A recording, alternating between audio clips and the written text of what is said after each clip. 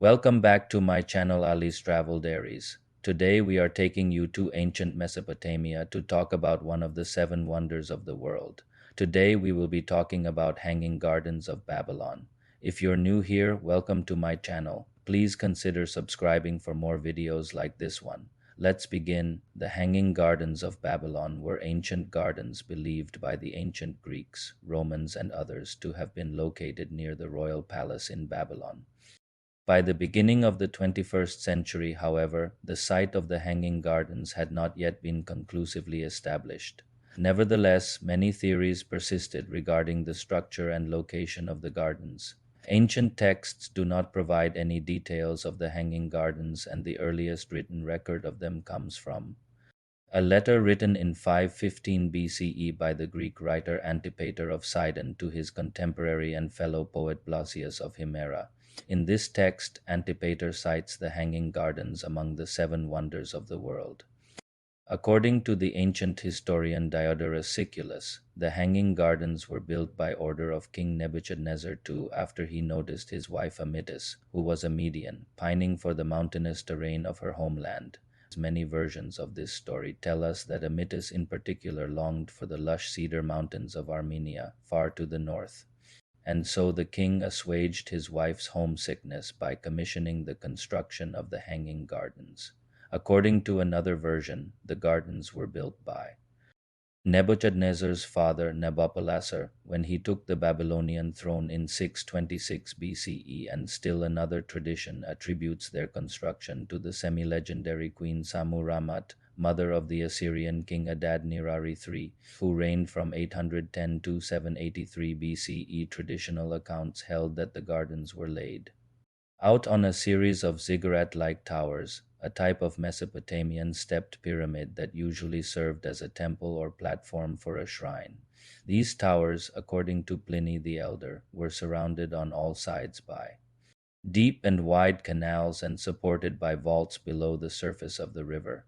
This description has led to the speculation that the Hanging Gardens were rooftop gardens rather than freestanding structures.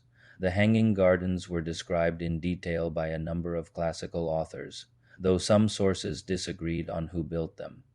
A number of descriptions concurred that the gardens were located near the royal palace and were set upon vaulted terraces.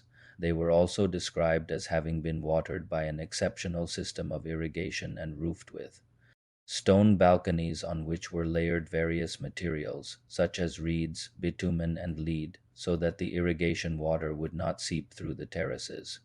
Although no certain traces of the Hanging Gardens have been found, a German archaeologist, Robert Koldewey, did uncover an unusual series of foundation chambers and vaults in the northeastern corner of the palace at Babylon. A well in one of the vaults may have been used in conjunction with a chain pump, and thus was thought perhaps to be part of the substructure of the once towering Hanging Gardens. An old Akkadian inscription mentioning a renovation of the palace by a certain Nabonidus, possibly the last king of the Neo-Babylonian Empire, has also been cited as evidence that the Hanging Gardens did indeed exist, at least in some form. However, the accuracy of this dating and the connection between the palace renovations and the Hanging Gardens are both uncertain. Similarly, although coins minted during the reign of Nebuchadnezzar to bear the legend King of the Four Corners, sometimes interpreted as referring to the four corners of the earth, other times as referring to the four quarters of his vast empire, there is no sure link between this title and the Hanging Gardens. Furthermore, while it is often claimed that the biblical account of the Tower of Babel, located in the region of Shinar, is a reference to the Hanging Gardens, scholars generally consider the biblical story to be a distinct literary creation, a more recent theory, first put forth in 1928 by the British archaeologist Leonard Woolley, who conducted excavations at Babylon from 1912 to 1914. Held that the Hanging Gardens were built within the walls of the royal palace at Babylon, the capital of Babylonia, now in southern Iraq, and did not actually hang but were instead up in the air. That is, they were roof gardens laid out on a series of ziggurat terraces that were irrigated by pumps from the nearby Euphrates River. Water was drawn up from the river via a well and a pump in order to water the plants. According to Woolley, the idea that the hanging gardens hung from the palace walls was based on a misunderstanding of a passage from the writings of the Greek historian Diodorus Siculus. In the course of further excavations in the 1960s and 72nd, however, no physical traces of the hanging gardens could be found. An unusual arrangement of rooms and vaulted chambers was discovered beneath the palace and was thought by some to have served as the substructure for the gardens. However, more recent investigation has called into question whether the rooms in question were indeed contemporary with the hanging gardens, if they were even connected with the gardens at all. Moreover, as historian of science Paul J. A. D. Ward has pointed out, the absence of physical evidence for the hanging gardens can be readily explained. Even if the gardens did exist, they would have been constructed of perishable materials, such as wood, that would disintegrate. Over time, it is possible, too, that they were destroyed as a result of one of the many earthquakes that have shaken the region.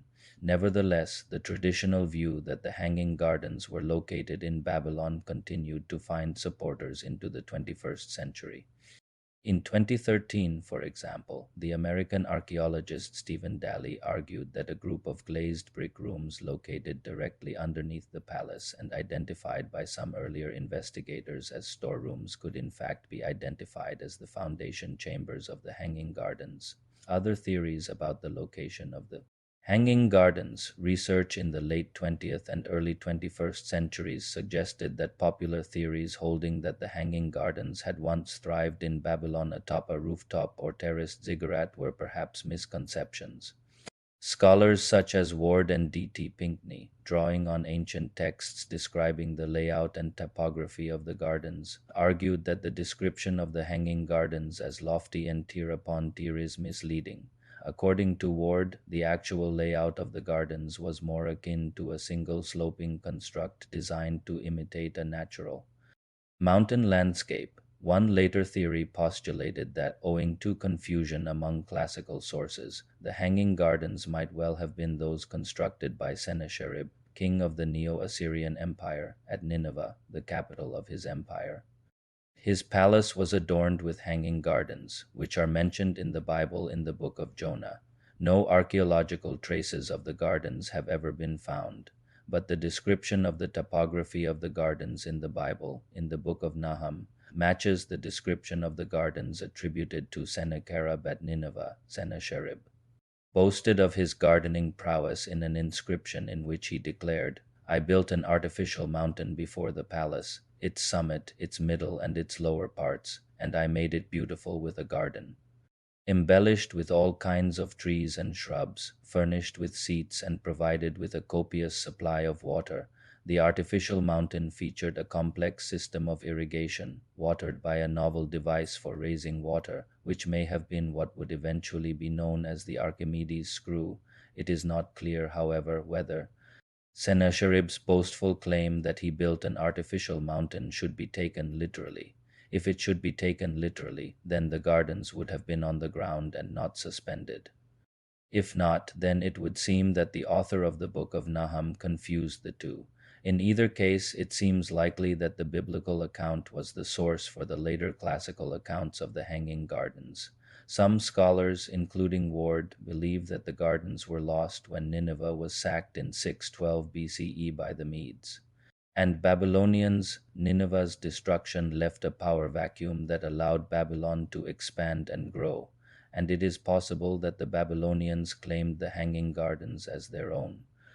In 2015, a previously unnoticed architectural feature in the remains of Sennacherib's palace at Nineveh was brought to light.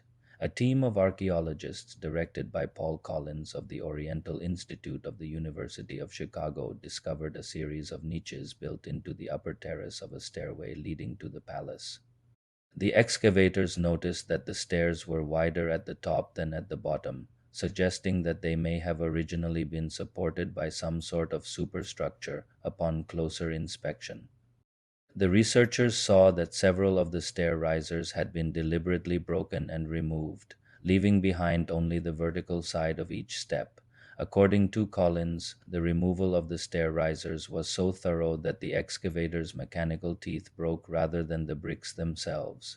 Further excavation revealed dozens of small clay bulli, that is, stamped seals, some of which bore the name of Sennacherib, although the discovery of the staircase does not constitute conclusive evidence of the existence of the Hanging Gardens, as Collins himself has acknowledged. It lends credence to the idea that the gardens were situated at Nineveh. Thank you for watching. Don't forget to like and subscribe. See you next time.